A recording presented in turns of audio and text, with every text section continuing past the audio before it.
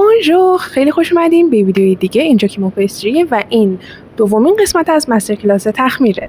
توی قسمت قبلی راجع به تئوری خمیرترش و میکروارگانیسم بهتون توضیح دادم. توی این ویدیو میخوایم راجع به عمل درست کردن خمیرترش با هم صحبت کنیم.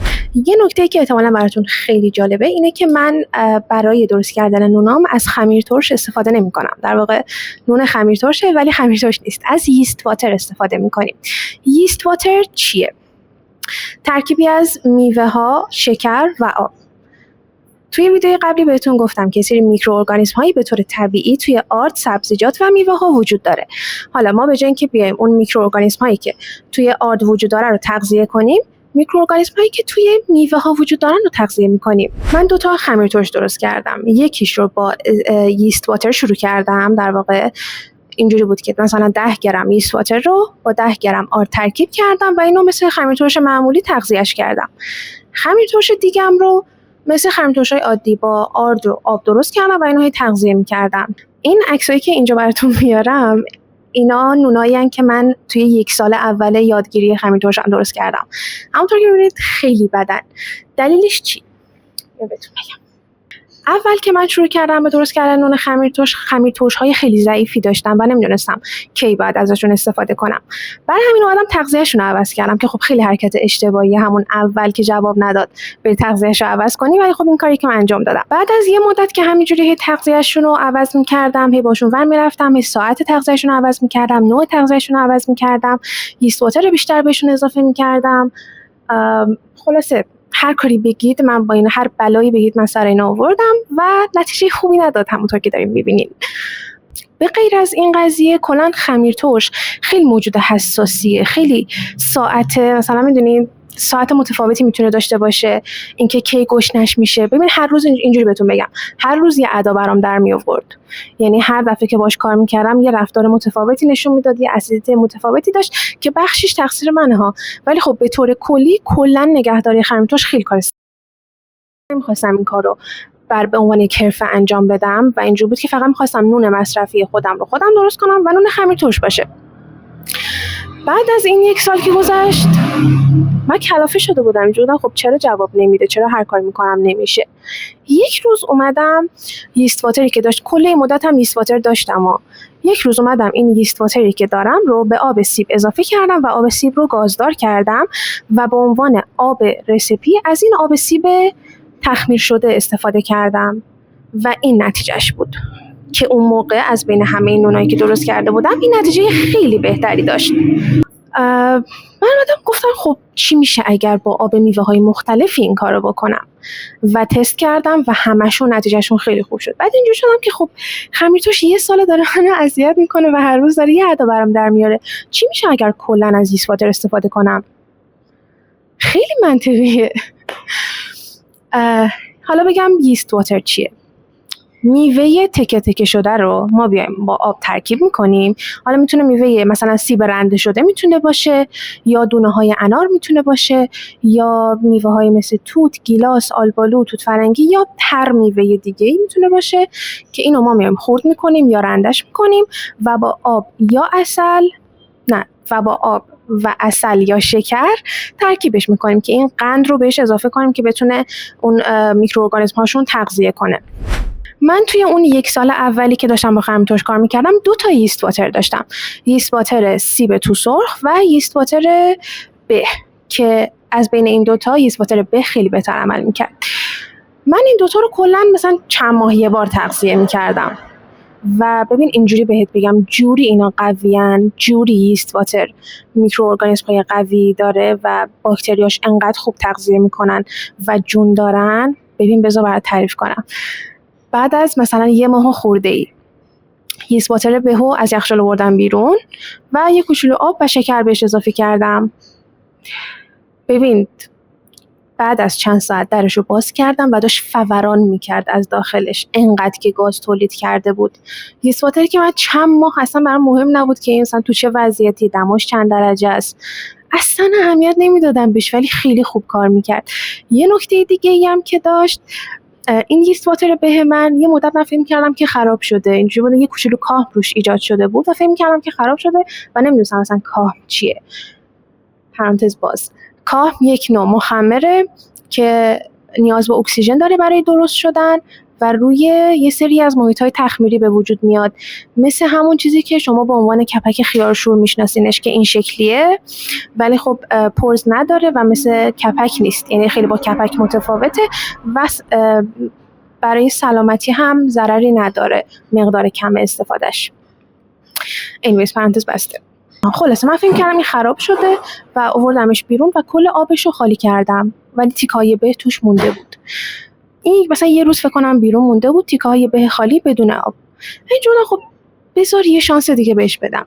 دوباره بهش آب اضافه کردم با مقداری شکر و دوباره همونقدر عملکردش خوب بود، چیزی که حتی بهش توجه هم نمی‌کردم. چندین ماه بود تغذیه‌اش نکرده بودم، فکر می‌کردم خراب شده. یک روز کامل بدون آب مونده بود و هر بلایی بگی سرش آورده بودم، ولی همچنان مثل ماه داشت کار می‌کرد. و از اون موقع بود که گفتم خب چه کاریه من انقدر درگیر چرخی تغذیه خمیرترش، نوع تغذیه خمیرترش هم باشم، خب از هیست واتر استفاده میکنم، خیلی منطقی تره، زمان کمتری براش میذارم، تغذیهش اونقدی اهمیت نداره و حد اقل ها رو باید براش رعایت کنی و مثل ماه برات کار میکنه. خب چه کاریه؟ بریم درست کردن ییست واتر انار رو بهتون نشون بدم و بگم که اصلا با چه میوه هایی میتونین درستش کنین، با چه میوه هایی نباید درستش کنین. من ییست واتر رو تا الان با دونه های انار، به، لبو و سیب تو سرخ درست کردم. ییست واتر به خیلی نتیجه خوبی داشت، ییست واتر انار خیلی نتیجه خوبی داشت و از اونجایی به این نتیجه رسیدم که یه بار برای تخمیر یکی از نونام که استوریش هم گذاشته بودم این شکلی شده بود، از آب انار استفاده کردم به جای آب معمولی و خیلی نتیجه خوبی داد و همین گفتم که پس ییست واترش احتمالاً باید خوب بشه، پس باکتریای بامزه‌ای باید توش باشن و از انار استفاده کردم و خیلی ییست واتر خوبیه، خیلی جون داره، خیلی سریع گاز تولید میکنه و خیلی تخمیر خوبی انجام میده، بوی خوبی داره و پیشنهاد میکنم. پس از بین ییست واترهایی که من تا الان درست کردم، به و انار بهترین نتیجه ها رو داشتن، ولی ییست واتر سیب میتونم بگم کم ریسک ترینشون و دم دستی ترینشونه، میتونید امتحان کنید. و با آناناس این کارو نکنید، ترجیحاً با آناناس و کیوی ییست واتر درست نکنید، به خاطر اینکه سری آنزیمایی توشون داره که بعد از یه مدت تخمیر شدن یه طعم و رنگ عجیبی بهتون میده. پیشنهاد نمی‌کنم. از میوه‌های عادی‌تر بدون آنزیم معمولی استفاده کنین دیگه. بریم که ییست واتر رو با هم درست کنیم. درست کردن ییست واتر 7 روز زمان میبره. روز اول دونه‌های انار رو داخل یه شیشه استریل شده میریزم. شیشه رو برای اینکه بتونین استریل کنین بذارین داخل آب جوش 10 دقیقه بجوشه و بعد کاملا استریل و تمیز میشه. دونه‌های انار رو داخل ظرف میریزم و با یه وسیله یه کوچولو بهشون فشار وارد میکنم که آبی که داخل دونه‌های انار وجود داره به بیرون بیاد.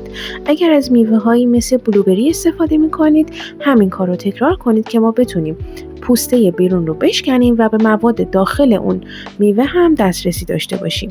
یک قاشق چایخوری عسل بهش اضافه میکنم به علاوه آب. تا مقداری آب اضافه میکنم که 2/3 ظرفم پر بشه.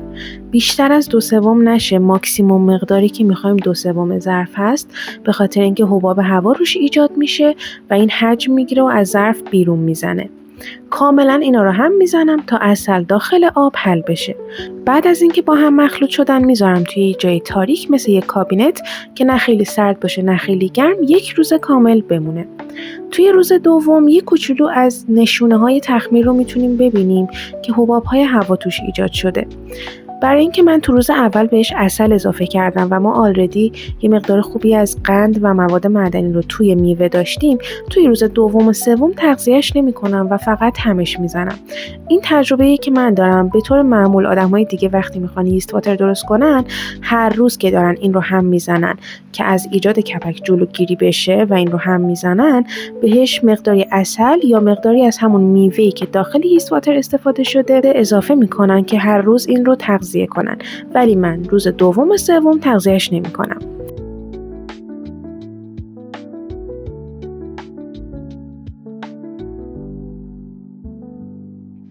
روز سوم همونطور که میبینید علائم تخمیر خیلی بیشتر دارن خودشون رو نشون میدن و حباب‌های هوا تعدادشون خیلی بیشتر شده. همچنان فقط همش میزنم و روز 4 تا 7 رو هر روز با 1 قاشق چایخوری عسل تغذیهش میکنم. تغذیه ییست واتر همونطور که بهتون گفتم میتونه روش‌های مختلفی داشته باشه. میتونید با شکر تغذیهش کنید، میتونید با عسل تغذیهش کنید، میتونید با مقداری از میوه‌ای که داخل ییست واترتون استفاده کردین تغذیهش کنید. روش‌های مختلفی داره ولی این روشیه که برای من کار کرده تا الان، یعنی تو این 4-5 باری که درست کردم برای من جواب داده.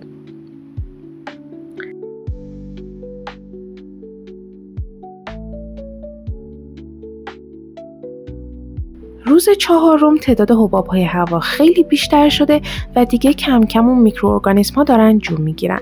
اینو بهتون بگم که این هم زدن هر روزه خیلی چیز مهمیه، به خاطر اینکه دونه‌های انار یا حالا هر میوه‌ای که دارین استفاده میکنید به طور ساکن روی آب قرار دارن و با اکسیژن هم تماس دارن، در واقع با هوا تماس دارن و همه اینا یه شرایط ایدئالی رو فراهم میکنه که کپک ایجاد بشه روی محیط تخمیریتون. برای همین هر روز بعد اینو هم بزنید که این چیز ساکنی نباشه که مدام با هوا در تماس باشه. این پروسه رو تا روز 7 ادامه میدم و ییست واترمون آماده میشه.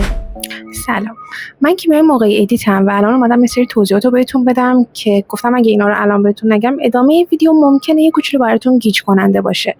تا اینجای کار ما ییست واتر درست کردیم، میوه‌ای که اومدیم باکتریای مفیدش رو تغذیه کردیم و این باکتری‌ها رشد کردن، یه فضای سیفی دارن و الان آمادن که بتونن فضاهای تخمیری رو برای ما سیف کنن و به عنوان یک استارتر توی محیط‌های تخمیری برای ما عمل کنن. ییست واتری که الان درست کردیم میتونه کاربردهای متفاوتی داشته باشه. یکی از کاربرداش به طور مثال برای نوشیدنی‌های تخمیریه که ما میایم که توی اونا ما میایم آب میوه رو با شکر و ییست واتر ترکیب میکنیم. این ییست واتر میاد از شکری که توی اون آب میوه هست تغذیه میکنه و یه نوشیدنی میوه‌ای گازدار بهمون تحویل میده. و توی خیلی از تخمیرهای دیگه هم ما میتونیم از ییست واتر استفاده کنیم. به طور مثال تخمیرهایی که ما داخلش به یک استارتری نیاز داریم که اسیدیته پایینی داشته باشه ولی خب تعداد باکتری‌های خوبی داشته باشه و بتونه محیط تخمیرمون رو سیف‌تر بکنه. میتونه هر تخمیری باشه. حالا از اینجا به بعد ویدیو ما میایم این استارتری که درست کردیم رو با آرد ترکیب میکنیم که بتونیم برای مصارف نونها ازش استفاده کنیم. در واقع ما میخوایم یک خمیر ترشی درست کنیم که باکتری هاش از میوه ها میان و لازم نیستش که از همون اول شروع کنیم باکتری های آرد رو تغذیه کردن. طبق تجربه‌ای که من تا الان داشتم این نوع خمیر ترشی که با استارتر ییست واتر درست میشه طعم شیرین تری داره، طعم میوه‌ای تری داره، استیبل تره، نیاز به رسیدگی خیلی عجیب غریبی نداره. یعنی با یک روتین بد هم همچنان براتون کار میکنه، اگه بهش بی‌توجهی کنید هم همچنان براتون کار میکنه و یکم بخشنده تر از خمیرترش‌های معمولی طبق تجربه من و بهتون پیشنهاد میکنم که شما هم همین کار بکنید، بخاطر اینکه زمان کمتری میبره که آماده بشه و در واقع مثلا لازمش 2 هفته صبر کنیم به خاطرش. سر 1 هفته دیگه آماده است و میتونید استفاده کنین ازش. مورد دیگه که میتونیم ازش استفاده کنیم برای طعم دهی به نونامون هست. اگر میخواین نونای میوه‌ای درست کنید، پرانتز باز، مخصوصا اگر میخواین مثلا نونی مثل رول دارچینی درست کنید، پرانتز بسته، میتونید از آب میوه استفاده کنید، ییست واتر رو بهش اضافه کنید و بذارید اون باکتری ها از اون آب میوه تغذیه کنن. در واقع کاری که اینجا داریم انجام میدیم اینه که به جای اینکه استارتر خمیر ترش رو که باکتری داره بیایم به خمیر نون اضافه کنیم که بخواد از آرد و آب داخل رسیپی تغذیه کنه، میایم از آب میوه استفاده میکنیم برای آب رسیپی و این ییست واتری که به آب میوه اضافه میکنیم میاد اون محیط رو پر از باکتریای مفید میکنه، پر از حباب‌های گازدار میکنه که در نهایت میتونه به نونمون حجم بده. حالا ما میایم این ترکیب آب میوه تخمیر شده رو به بقیه مواد رسیپی اضافه میکنیم. مثلا اگر رسیپی 300 گرم آب داره با مثلا 500 گرم آرد، ما به جای 300 گرم آب از 300 گرم آب میوه تخمیر شده استفاده میکنیم. 1 شب قبلش ییست واتر رو به آب میوه اضافه میکنیم و فرداش از این ترکیب استفاده میکنیم. بدون اینکه بخوایم مخمر اضافه کنیم، بدون اینکه خمیر ترش اضافه کنیم، بدون اینکه هیچ چیزی استفاده کنیم. یست واتر در واقع میشه استارتر این نونمون. یست واتر در واقع میاد اینجا باکتری هاش رو پرورش میده، از قندهایی که داخل آب میوه هست استفاده میکنه، تعدادش زیاد میشه، مثل همون پیکی که ما توی خمیر ترش داریم. توی خمیر ترش تغذیه میکنه و حجم میگیره و میره بالا، ولی چون ما داریم از آب میوه استفاده میکنیم، غلظت آب میوه طوری نیستش که بتونه حبابای هوا رو تو خودش نگه داره و حجم پیدا کنه. همون حبابای هوا توش ایجاد شده، منتها فقط ما نمیبینیمش. بعد از یه روز که با آرد ترکیبش میکنیم، همون باکتری ها همون حبابهای هوا رو داخل خمیر ایجاد میکنن و باعث میشه خمیرمون حجم بگیره. اینجوری ما میتونیم بی نهایت طعم درست کنیم، از انواع آب میوه ها استفاده کنیم، از انواع دمنوش ها استفاده کنیم، از کلی چیز مختلف میتونیم استفاده کنیم برای اینکه نونهایی با طعم خیلی خیلی بهتر داشته باشیم. از اینجا به بعد ویدیو ما تمرکز میکنیم روی درست کردن خمیر ترش و استارتر یست واترمون رو با آرد ترکیب میکنیم که بتونیم یک خمیر ترش داشته باشیم که باهاش بتونیم نونایی که قراره توی ویدیوهای آینده درست کنیم رو درست کنیم.